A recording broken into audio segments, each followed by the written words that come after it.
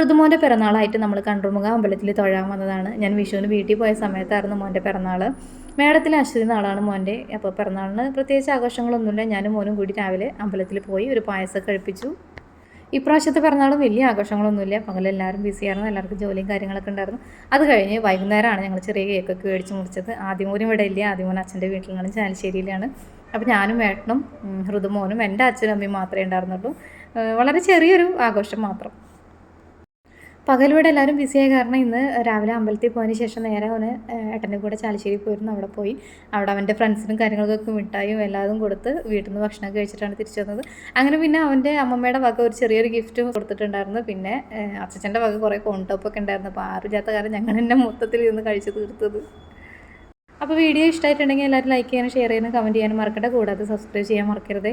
അവസാനം അമ്മമ്മ കൊടുത്ത കൂളിംഗ് ഗ്ലാസ്സൊക്കെ വെച്ചിട്ട് കുറേ ഫോട്ടോസൊക്കെ എടുത്തു. അപ്പോൾ ഇത്രയുള്ള നമ്മളെ വീഡിയോ അടുത്ത വീഡിയോയിൽ വീണ്ടും കാണാം.